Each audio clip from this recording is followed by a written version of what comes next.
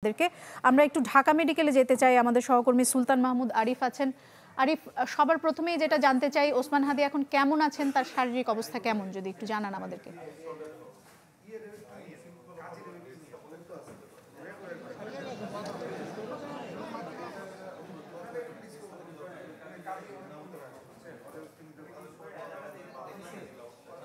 এখন পর্যন্ত বলা যায় যে ঢাকা মেডিকেলের যে নিরাপত্তার ব্যবস্থা, ওসমান হাদির এই গুলিবিদ্ধ হওয়ার ঘটনাকে কেন্দ্র করে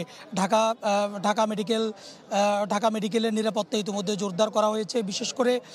বিশেষ করে এখানে সেনাবাহিনীর সদস্যরা কিন্তু ইতিমধ্যে এখানে এসেছেন এবং কোনো রকম বিশৃঙ্খল পরিস্থিতি যেন তৈরি না হয় সেজন্য কিন্তু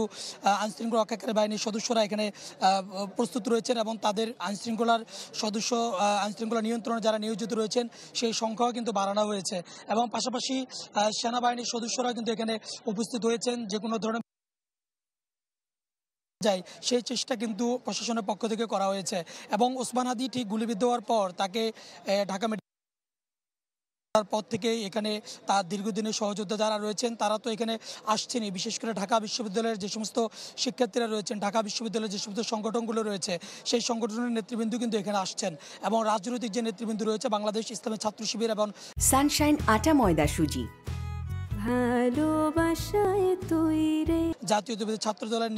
নেতাকর্মীরাও কিন্তু এখানে এসেছেন এবং আমরা তাদের সাথে কথা বলেছি। তারা বলছেন যে এটি জুলাইকে থ্রেট দেয়া কিংবা জুলাই স্পিরিটকে ধারণ করা ব্যক্তিদেরকে এক ধরনের আতঙ্কের পরিবেশ তৈরি করার যে পতিত যারা সরকার ছিল তাদের যে চেষ্টা এবং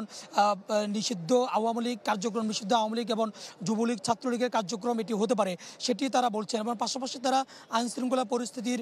তীব্র সমালোচনা করছেন যে আইনশৃঙ্খলা পরিস্থিতির অবনতির কারণে মূলত এমন ঘটনাটি ঘটেছে। সেই জন্য তারা অনতিবিলম্বে যে ওসমান হাদিকে যারাই গুলিবিদ্ধ করেছে তাদেরকে সিসি ক্যামেরা ফুটেজ এবং তাদেরকে যেহেতু একেবারে দিনের আলোতে স্পষ্টভাবে তাদেরকে ওসমান হাদিকে গুলি করা হয়েছে এবং সেই দিনের আলোর মতো স্পষ্ট একটি হত্যা চেষ্টা তাদের যারা করেছে তাদেরকে অনতিবিলম্বে আইনের আওতায় যেন আনা হয় সেই দাবি তারা তুলছেন এবং সেটি খুব অল্প সময়ের ভিতরে যেন আনা হয় সেটি তারা বলছেন এবং পাশাপাশি তারা শঙ্কা প্রকাশ করছেন যেহেতু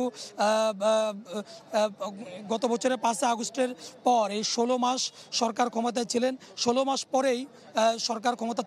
থাকাকালীন 16 মাস পরেই মূলত একটি নির্বাচনের দিকে যে যাওয়া, নির্বাচনের যে রোডম্যাপ এবং তফসিল ঘোষণার পর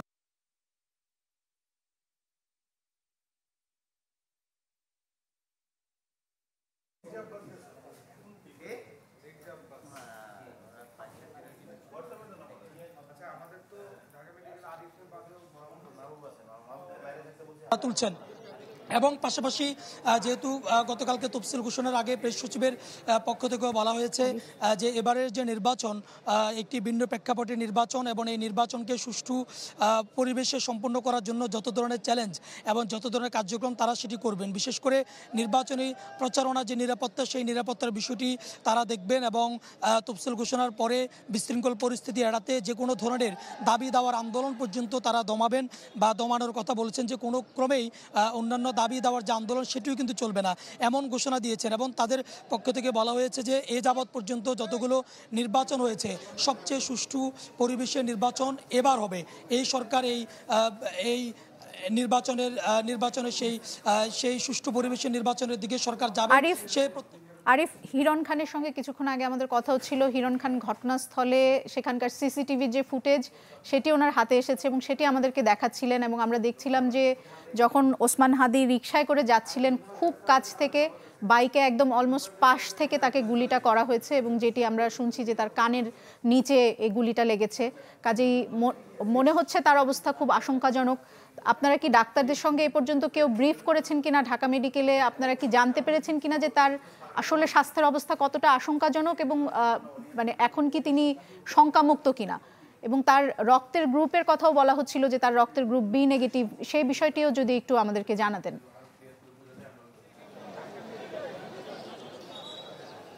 না,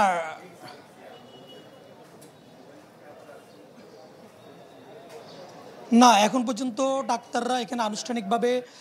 তার যে শারীরিক অবস্থা এবং গুলি ঠিক কিভাবে লেগেছে বা কতটুকু ক্ষতি হয়েছে, তার দেহের কতটুকু ক্ষতি হয়েছে, এই বিষয়ে ডাক্তারদের পক্ষ থেকে আনুষ্ঠানিকভাবে এখন পর্যন্ত আসলে জানানো হয়নি বা ডাক্তারদের পক্ষ থেকে আনুষ্ঠানিকভাবে সংবাদ সম্মেলন করা হয়নি। তবে তার রক্তের গ্রুপ বি নেগেটিভ, সেটি তার সহযোদ্ধা যারা রয়েছেন, তার সহকর্মী যারা রয়েছেন, তারা ফেসবুকের মাধ্যমে জানান দিয়েছেন যে তার বি নেগেটিভ অনেক রক্ত লাগবে, যাদের বি নেগেটিভ রক্ত আছে তারা যেন হসপিটালে আসে এবং ওসমান আদিকে রক্ত দিয়ে সহযোগিতা করে, সেটি বলা হয়েছে।